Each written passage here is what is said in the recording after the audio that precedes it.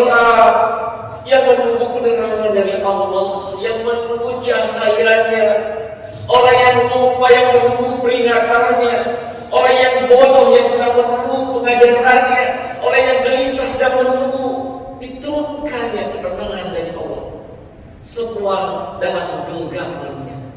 Jadi itulah penyerahan total itu, Bapak dan Ibu. Bapak dan Ibu, pertemuan hamba dengan Allah tanpa perantara, itulah sholat. Tidak ada perantara. Kita langsung, jiwa mempunyai potensi yang tidak mampu dibatasi oleh pikiran, memiliki daya lucu yang mampu melampaui wujud materi. Inilah jiwa. Dia akan menembus, mampu menembus batas ruang dan waktu, sehingga ketinggian rohani tidak mungkin dipenjarakan dengan konsentrasi kepada benda-benda. Jadi tidak bisa kita membedakan, mematerikan, membayangkan apa-apa, karena dialah zat yang tidak menyerupai sesuatu apapun juga. Jangan ada berhala-berhala juga yang kita sembah dalam sholat kita. Jadi ini bukan kuncinya.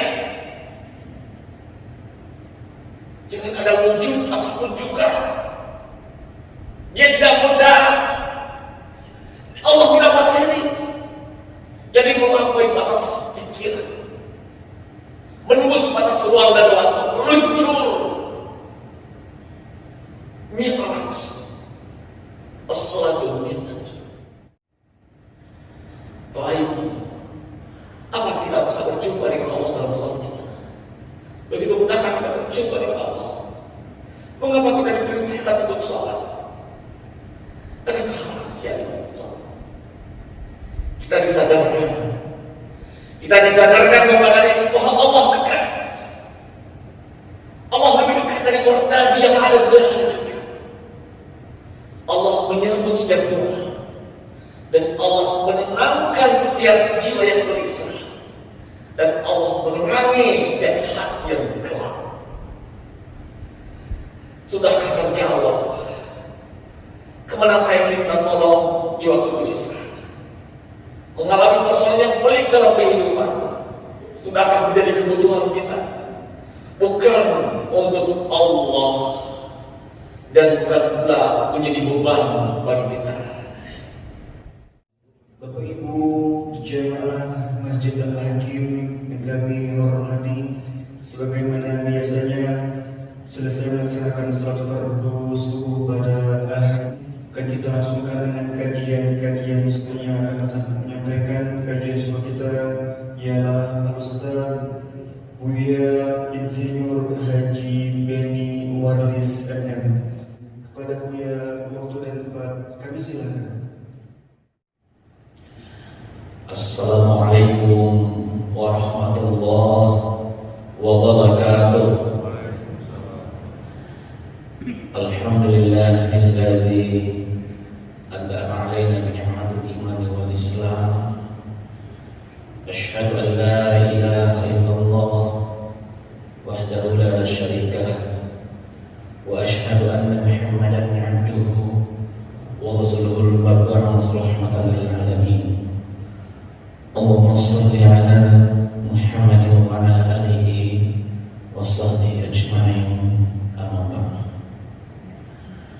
Masyaallah muslimin, sedang jemaah subuh yang dirahmati Allah, segala puji hanya milik Allah, segala keagungan, kemuliaan Allah. Bersyukur kita kepada Allah Subhanahu wa taala, kembali pada pagi hari ini Allah membangunkan kita semua. Allah mengizinkan kita untuk menginjak bumi Allah. Allah mengizinkan kita semua untuk menghirup oksigen milik Allah, untuk berterbangan di muka bumi milik Allah, untuk mencari karunia Allah di sisa-sisa bumi yang Allah sediakan bagi kita semua. Mudah-mudahan kita bisa untuk berbuat lebih baik dan lebih baik lagi sampai akhir hayat hidup kita. Salawat dan salam kita mohon kepada Allah kiranya tercurah untuk kekasihnya Nabi Allah Nabi Muhammad SAW. Bapak Ibu yang dirahmati Allah, saya ingin membacakan beberapa poin yang mungkin bisa merupakan suatu kesimpulan bagi kita bersama dari apa yang telah disampaikan 3 kali pertemuan yang lalu. Pertama, dasar kita adalah yaitu surat Al-Mu'minun ayat 1 sampai ayat 2. Qad aflahal mu'minun alladzina hum fi shalatihim khashi'un. Sungguh beruntung orang-orang yang beriman, yaitu orang yang khusyuk dalam salatnya. Orang beriman kepadanya merindukan akan salat. Jadi imannya itu membuat dia rindu akan salat. Kemudian azan yang dia dengar adalah bagi dirinya adalah muslim, sebagai panggilan dari Allah, bukan panggilan dari manusia. Jadi siapapun muazzinnya yang memandangkan azan, itu bagi orang yang beriman ketika dia mendengarkan Allah itu tersebut. Inilah indikator iman yang juga telah kita bahas, adalah panggilan dari Allah. Ia sangat mencintai Allah. Kekasih ingin selalu berjumpa dengan kekasihnya, bagaikan seorang kekasih yang rindu. Jadi ketika dia mendengarkan azan itu, ada suatu kerinduan untuk selalu berjumpa dengan Allah. Karena salat itu adalah perjumpaan hamba dengan Khaliqnya. Jadi sebagaimana Al-Baqarah ayat 46, yaitu mereka yang meyakini bahwa mereka akan menemui Tuhan. Jadi orang yang salat itu adalah mereka menemui, berjumpa dengan Tuhan. Kemudian kepada Ibu, salat merupakan penuh dengan aktivitas zikir dan doa. Ini kita perhatikan. Kemudian tentunya bersandar kepada keteladanan Rasulullah SAW. Tidak bisa kita lepaskan. Tidak ada yang bisa kita tambah-tambah dan juga tidak ada yang bisa kurangi juga. Semua adalah sesuai dengan tuntunan Rasulullah SAW. Kemudian kepada Ibu, kekhusyukan dalam salat ini adalah buah dari iman. Jadi ketika dia melakukan panggilan iman, dilandasi dengan iman, inilah buahnya.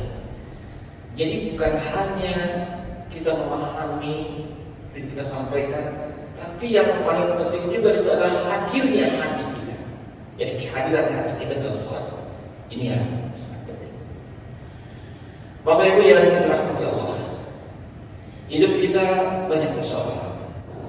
Kenapa kita menjadikan salat yang khusyuk? Karena hidup kita ini penuh dengan persoalan yang kita kembalikan tidak lain kepada pemilik itu sendiri. Mungkin kita perlu menyadari sudah berapa lama kita melaksanakan salat, dan sudahkah salat itu mampu memberikan kedamaian dan tidak lagi merupakan itu suatu pekerjaan rutinitas belaka, tapi betul-betul merupakan suatu kebutuhan. Jadi ketika kita butuh kepada Yesus, sering kita sampaikan, kita akan berbuat lebih maksimal untuk melaksanakannya. Tetapi ketika hanya sebatas kita membayar utang, kalau hanya utang, ya udah terbayar, ya selesai seperti itu. Jadi tidak ada ininya. Jadi bukan hanya sebatas membayar utang. Kita tidak dapat menciptakan rasa khusyuk kepadanya. Kekhusyukan tidak dapat diciptakan. Berkonsentrasi mencari kekhusyukan juga tidak bisa. Tetapi kita dapat memasuki dan menerima rasa tersebut. Jadi walaupun kita kerutkan kening kita juga tidak bisa. Tapi bagaimana kita dapat memasuki rasa itu? Dia bukan kita ciptakan. Dia masuk ke dalam diri kita ketika semua persiapan kita lalui dengan sebaik-baiknya, dengan sempurna. Kita hanya mendapatkan kepadanya bukan menciptakan rasa khusyuk. Jadi tidak bisa kita ciptakan, tapi kita dapatkan ketika apa yang kita lakukan sudah sempurna. Perasaan kekhusyukan tidak akan didapatkan jika tidak ada kesadaran bahwa saat yang kita kerjakan sedang berhadapan dengan Allah.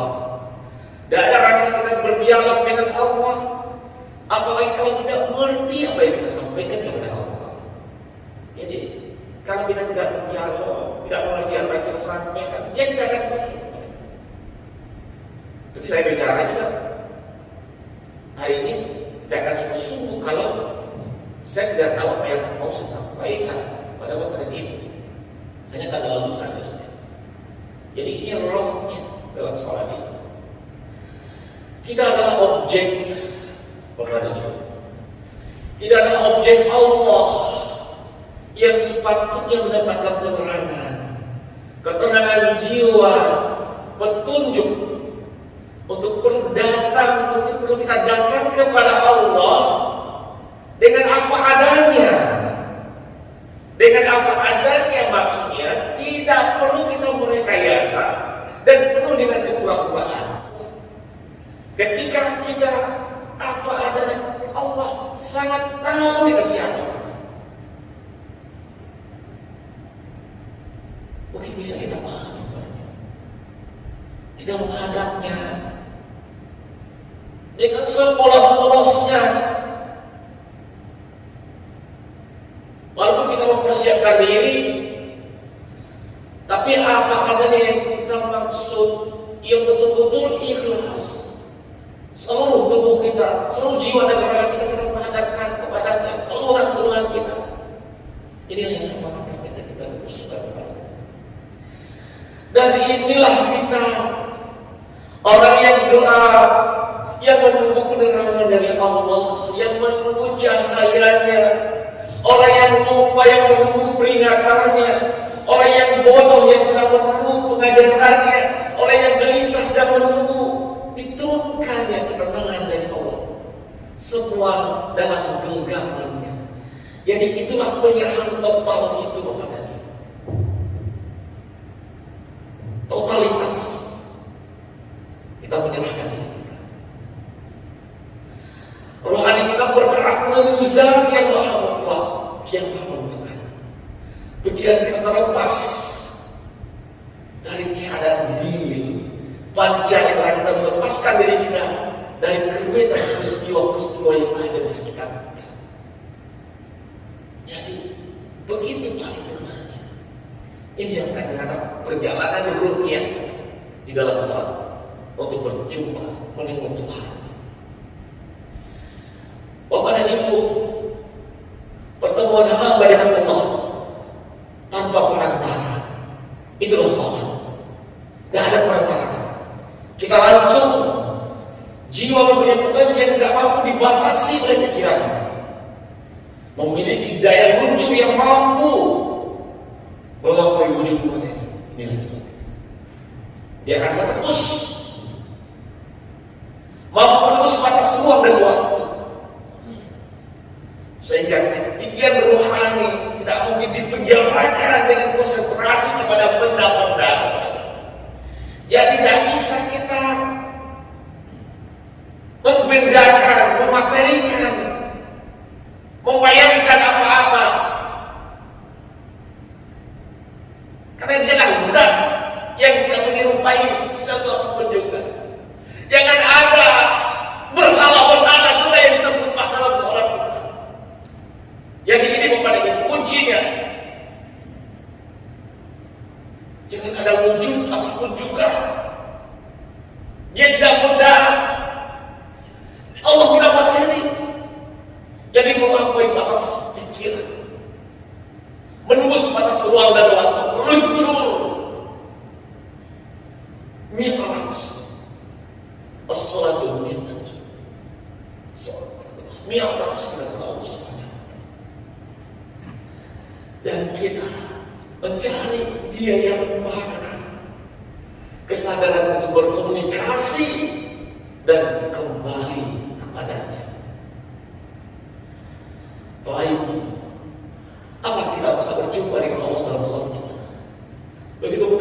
berjumpa dengan Allah? Mengapa kita diperintahkan untuk sholat? Ada rahasia dengan sholat. Kita disadarkan kepada bahwa Allah dekat. Allah lebih dekat dari orang tadi yang ada di dalam kita. Allah menyambut setiap doa, dan Allah menenangkan setiap jiwa yang gelisah, dan Allah menerangi setiap hati yang gelap. Sudahkah terjawab kemana saya minta tolong di waktu gelisah, mengalami persoalan yang pelik dalam kehidupan? Sudahkah menjadi kebutuhan kita, bukan untuk Allah, dan bukan pula menjadi beban bagi kita? Bapak Ibu yang dirahmati Allah, kita memang butuh upaya. Seperti anak-anak kita yang mau masuk perguruan tinggi tertentu misalnya, akan diupayakan meskipun biayanya yang mahal, karena ini mengambil manfaat yang lebih baik dan lebih besar. Begitu juga dengan upaya kita memaksimalkan upaya yang kita lakukan kepada Ibu, agar kita bisa mengambil manfaat yang besar bagi kehidupan kita dan bagi akhirat kita nanti. Bapak dan Ibu, manfaat dari sholat yang ada baik untuk kesehatan, mungkin sebab kita tidak ragu lagi, relaksasi, terapi fisik, terapi jiwa. Kita tidak pernah menyadari untuk memanfaatkan sholat sebagai sarana pertolongan sumber hidup, penerangan jiwa, dan tempat kita bertanya tentang persoalan yang sudah dan ingin dipecahkan dalam kehidupan kita. Bapak dan Ibu, terakhir mungkin kita kembali kepada persiapan kita. Gak apa-apa ya, kita menyimpulkan saja, kita cepat saja, ya Prof ya.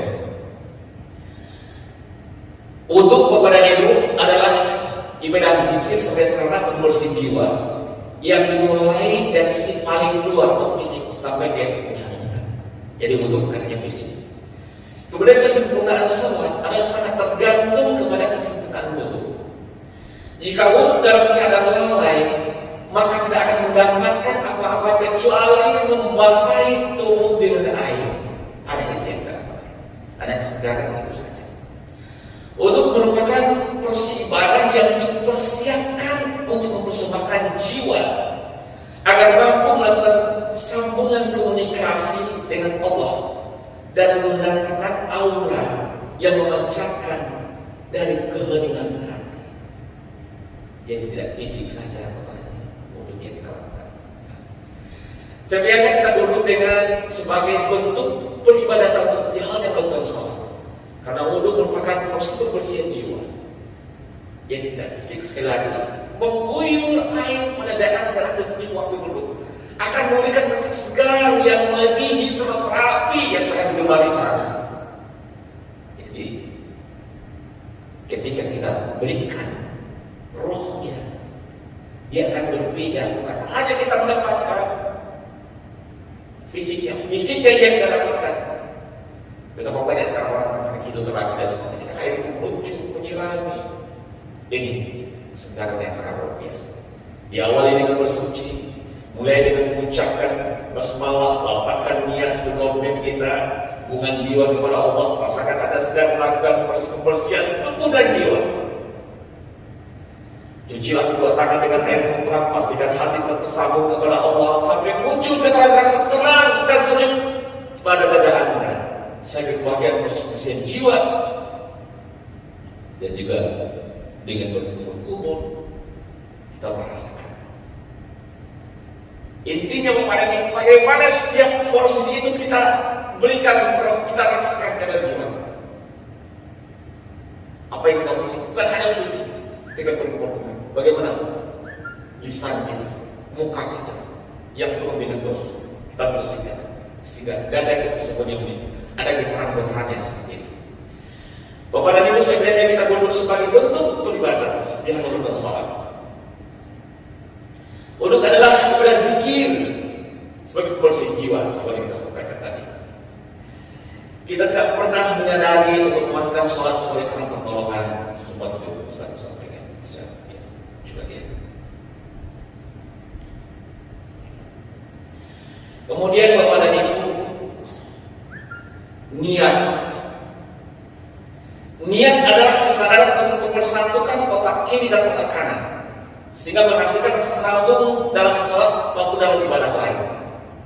Jadi berniat itu adalah mempersatukan antara otak kiri dan otak kanan, sehingga merasa sambung antara fisik kita dengan jiwa kita kepada Allah Subhanahu wa Ta'ala. Pekerjaan penuh dengan kesadaran antara pikiran, hati dan perbuatan. Jadi setiap gerakan semua itu mempunyai makna pramulia. Bukan hanya sekedar membaca niat, tetapi suatu perbuatan yang di dalamnya terdapat kesadaran penuh. Niat adalah sebagai kontrol nilai. Apakah dia berada dalam kesadaran ihsan atau tidak? Niat berubah apabila pikiran kita mulai menjauh pada yang lain. Jadi, itu pentingnya dia. Kemudian tumakninah. Tumakninah adalah sebuah teknik relaksasi dalam sholat. Apabila kita rukuk meletakkan kedua telapak tangan kita pada lutut kita, kemudian regangkan jari jemari kita, lalu diamlah sehingga setiap anggota badan kembali pada tempatnya, kembali kepada posisinya. Ini yang diadopsi untuk relaksasi yang dilaksanakan sekarang, untuk terapi yang dilaksanakan sekarang. Lihat bagaimana orang meditasi, ada dia mengikuti apa yang sebetulnya yang diajarkan di dalam sholat kita, ada dikhususkan dalam sholat kita. Sholat berbeda dengan olahraga. Tidak ada hentakan-hentakan dalam sholat. Gerakan penuh dengan rileks, bukan pula berdiri seperti orang upacara. Jadi kita dekat. Tidak ada hentakan-hentakan, tapi kata kita dengan relaksasi, dengan penuh kelembutan. Berdiri seperti anak kecil. Bayangkan kepada anak kecil, anak balita yang dia berdiri, tidak ada beban, tidak ada persepsi seperti itu kira-kira. Karena tidak terpenuhi dengan apapun. Kepalanya, tangannya berdiri seperti tidak seperti orang dewasa kaku, terpola atau seperti memakan sesuatu. Relax, kondisinya terbuka, menerima apa adanya, dan apa yang dikatakan hati nurani bagaikan bayi yang tulus dan ikhlas menerima apapun yang diberikan oleh ibu. Salat yang tumakninah memberikan aspek autoterapi, autosugesti, berdoa menjadi inspirasi, penyembuhan intuisi ataupun petunjuk yang akan datang insight masuk. Tapi bukan jalan, bukan baca. Jadi sehingga konsentrasi, melatih untuk konsentrasi. Jadi orang yang khusus dalam salatnya, dia akan mudah berkonsentrasi dalam belajar, dalam melaksanakan tugasnya juga akan bersungguh-sungguh. Bapak dan Ibu sekalian, tumakninah selepas salat akan mendapatkan salat lebih enak daripada tidur. As-salatu khairun minan naum. Baru kita dapatkan itu ketika dilakukan dengan khusyuk dan tumakninah. Rasulullah telah mengajarkan teknik alamiah untuk terapi fisik dan mental dengan hidroterapi dan air wudhu, aromaterapi dengan mensunatkan memakai wangi-wangian ketika kita akan pergi ke masjid. Ini diajarkan oleh Rasul. Luar biasa. Terus sekarang orang yang aromaterapi dan semuanya sudah diajarkan oleh Rasulullah SAW. Bapak dan Ibu, bagaimana kita memasuki gerbang salat? Hendingkan pikiran, ada nilai, usahakan untuk tidak tegang, tidak perlu mengonsentrasikan pikiran seperti menurunkan kening yang bisa membuat kening dan lelah. Jadi kalau kita turunkan kening, kita fokus seperti itu, lelah kita. Jika terjadi, kendorkan tubuh sampai merasa ya. Kuncinya dalam takbiratul ihram. Biarkan tubuh meluruh agar diluaskan, bersikap rileks seleks mungkin. Rasakan getaran kalbu yang hening dan sambungkan rasa itu kepada Allah sehingga terasa getaran menyelimuti fisik dan jiwa kita. Ia akan membuat pikiran kita tidak akan lagi pergi ke mana-mana. Bagikan kesalahan bahwa kita sedang berhadapan dengan yang Maha Kuasa, yang meliputi segala sesuatunya, yang Maha Suci. Sadari bahwa Anda akan menjadi menyembah dan sujud kepadanya serendah-rendahnya, menyerahkan segala apa yang ada pada diri Anda.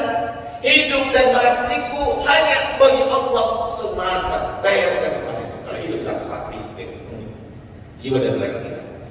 Berniatlah dengan sengaja dan sadar sehingga kita terasa sangat halus dan kuat menarik rohani menuju ke hadratnya, dan pada saat itu kita mengucapkan takbir dan ihram yang disebut pertama dan takbir. Rasakan ketulusan jiwa Anda terus bergetar menuju Allah, dan setelah itu menyerah satu kepada Allah. Inna salati wa nusuki wa mahyaya wa mamati lillahi rabbil alamin. Rukuk dengan penuh jiwa dan raga. Jika rohani dan keterangan Anda sudah senyaman dengan menggerakkan dan terasa, kehusulan akan semakin bertambah di sinergis antara jiwa dan fisik kita. Ya, tidak sambil mengucapkan pujian kepada Allah, sami Allah hanya semoga Allah mendengar siapa yang memujinya. Rasakan sampai dalam diri kita tidak sedikit pun tersisa ingin dipuji Bapak. Tidak ada kesembuhan, tidak ada riak, rasa keheningan, tidak ada beban, tidak ada menjadi nol. Kemudian bersujud serendah-rendahnya, rasakan sujud Anda agak lama, ucapkan pujian kepada Allah. Semua yang sering kita baca dalam setiap sholat kita. Bapak Ibu yang dirahmati Allah, biasanya dalam kita sholat dalam jiwa kita akan berzikir terus menerus yang bukan keluar dari pikiran kita. Inilah ibadah ini, zikir Allah. Dia akan terbawa terus kemana-mana kita, getaran-getaran itu ketika dia telah kita tanamkan dalam setiap sholat kita. Maka inilah yang dikatakan kita mendirikan sholat. Dia tidak akan pernah rubuh dan runtuh karena dia selalu bersama Allah. Wa qasmu bihamdillahi jannah. Yang terakhir tasawuf itu, tasawuf adalah persaksian dan penghormatan seorang hamba kepada Tuhan semesta alam. Saat itu kita telah sampai pada tujuan utama, yaitu bermusyahadah. Inilah cita-cita yang ditunggu dan bertemu langsung dengan Allah, mengenang kesaksian Rasul yang kita sampaikan surah Al-A'raf ayat 172. Kemudian kesadaran yang buat kita tidak mampu lagi berkata tanpa disertai matakan. Maka itu akan berkata saat mengucapkan asyhadu an la ilaha illallah wa asyhadu anna Muhammadar Rasulullah. Demikian pembacaan ilmu. Banyak maaf. Billahi taufiq wal hidayah. Wassalamualaikum